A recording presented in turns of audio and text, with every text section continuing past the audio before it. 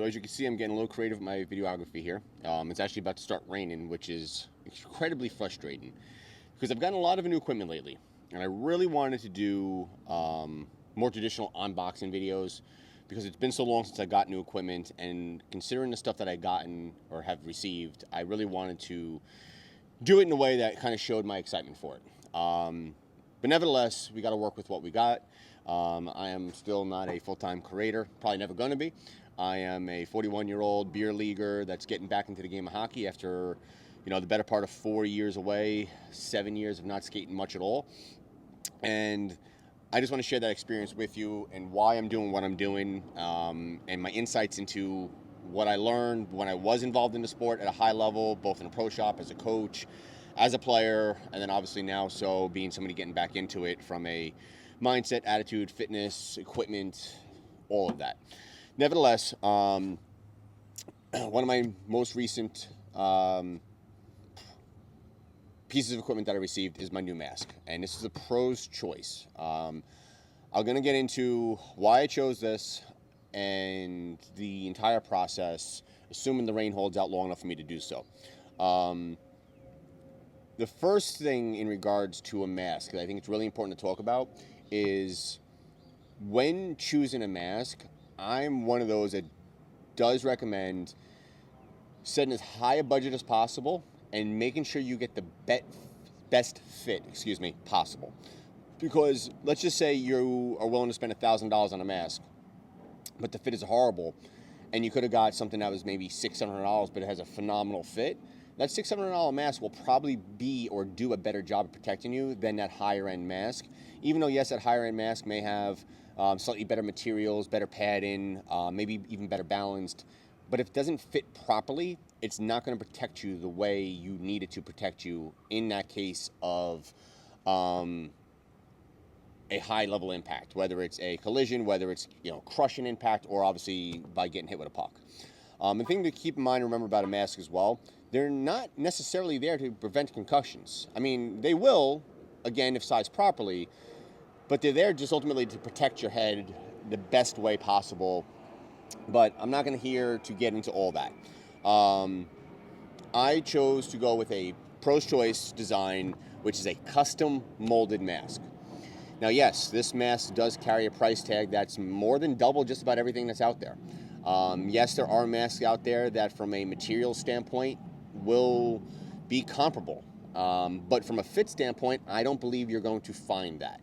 I also have here my two previous masks, which I got back in 2000 and then 2010.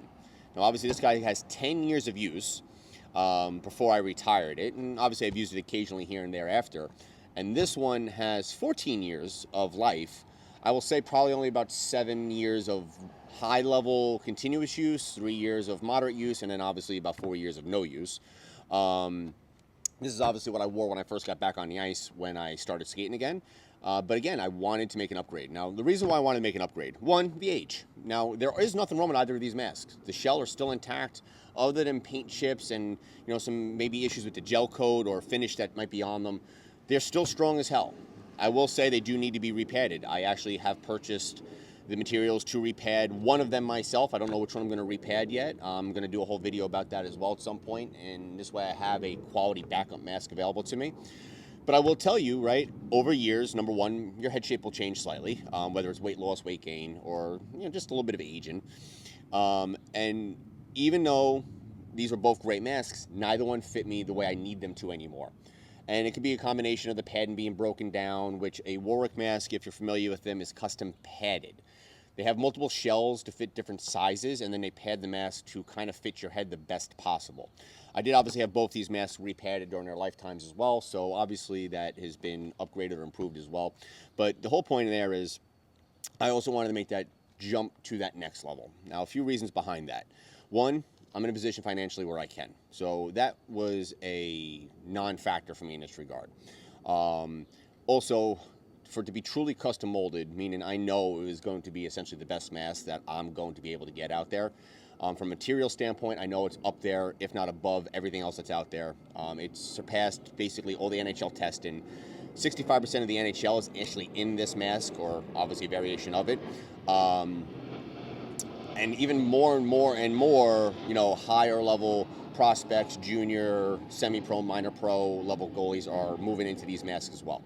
Vaughn and I believe Bauer as well, most of their pros are wearing these masks. They're not wearing retail branded masks, which, most people don't really understand.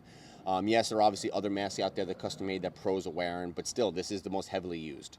And the individual who makes these, Dom, he seems to be in good health and good spirits. He's not getting any younger, though. And I can only imagine at some point in time he's going to want to relax. So I wanted to make sure I took advantage of the opportunity to do so now. In all fairness, might be the last mask I ever get. Obviously, if I do replace it, I will tell you I will plan on replacing it with another one of these. But as long as I take care of it, I don't really see that being needed. Of course, if I use it long enough and with heavy enough use, which, again, I'd be surprised if it happens, I may need to get it repadded. But at the end of the day, from a overall standpoint, I really don't see an issue. That being said, in terms of the ordering process, I live in New York. Dom is up in Massachusetts. I really had wanted to go up there to meet him, to shoot the shit, and have him do the mold in my head himself. Unfortunately, just with life, it didn't really work out. So I did it myself, which really wasn't a hard process. Didn't record it. I do have some pictures. But if you have any questions about that, just let me know. It really wasn't that bad. I ordered materials on Amazon. You can get it at an arts and crafts store. My wife gave me a hand, obviously just finishing up because you can't do certain things because you can't see them. But at the end of the day, super easy process. Took maybe 40 minutes, 45 minutes in total. And it would be far less the next time I did it as well because I have a better idea of what I'm doing. Mailed the mold out to him the next day. Obviously, he got it about a day later.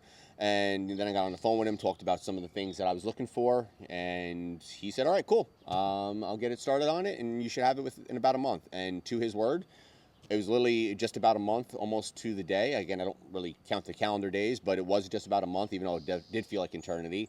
And I got that mask. He called me the day that it was shipping. He said, hey, listen, mask is going in the mail today. You should have it in a day or two.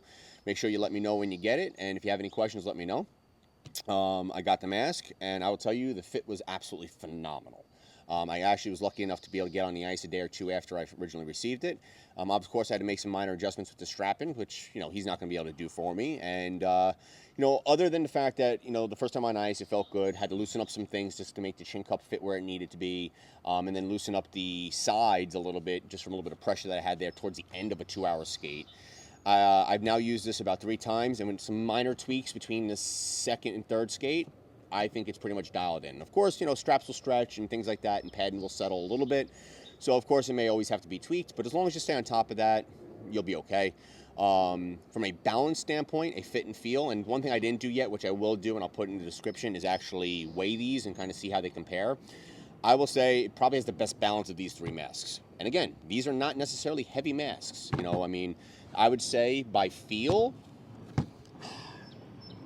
these two are obviously the same manufacturer. Padding is a little bit different in them because of the age factor and being redone. I think the older one is maybe a little bit lighter. And then in terms of this, I want to say it's maybe slightly heavier than this, maybe the same weight as this. And again, I got to weigh it to really know for sure. But I can't imagine it being drastically different. But I will say it actually feels lighter on the head, even with the thick center bar that they do up at Pro's Choice to help obviously add rigidity and protection to the cage itself and keep it from, bending. And again, this is probably overkill for 99% of the guys I'm going to be playing against, but it's nice to know I have that level of protection if need be.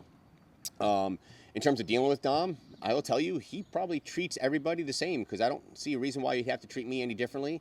And if he treats me like he treats the other individuals, professionals that he deals with, kudos to him because that was definitely something that was a bit refreshing.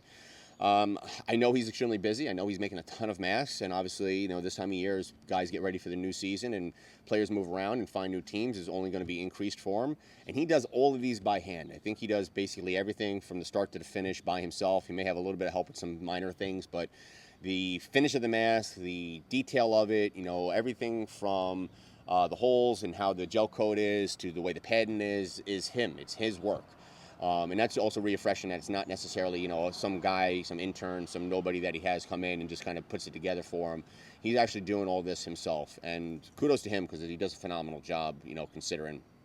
And you can tell he's got a definitely passion for the project and the work itself. And obviously, having done this as long as he had and worked with so many NHLers, to be able to still feel excitement about doing that work is a testament to him. A few things that I did do personally, and again, I probably could have done some things a little bit differently, and this is no knock on Dom. This is more just myself, and I am a big believer in just supporting people, to be honest with you. I originally had done more or less a traditional harness, which I have here. Obviously everybody knows like what a 5-point harness looks like. He does offer like the strapless or pro harness, and I decided after the fact to order that stuff. When I talked to him, after I ordered the mask, after I received the mask, he's like, "Oh, I saw you ordered some stuff. You didn't have to do that. I would have taken care of you. We could have figured it out." And I said, "Listen, man, you're running a business. I really believe in supporting businesses, especially small businesses. So I have no problem, paying the $100 to get extra clips, get an extra harness, buy a new replacement harness, have these things available, a bunch of extra sweatbands, because it is hard. It's hard work, and he deserves any thing he receives on those purchases. My personal opinion, especially with the way he treats you, but." That's really it in a nutshell. Again, I'm going to weigh these and compare them just to kind of give myself an idea. I'll share that in the comments.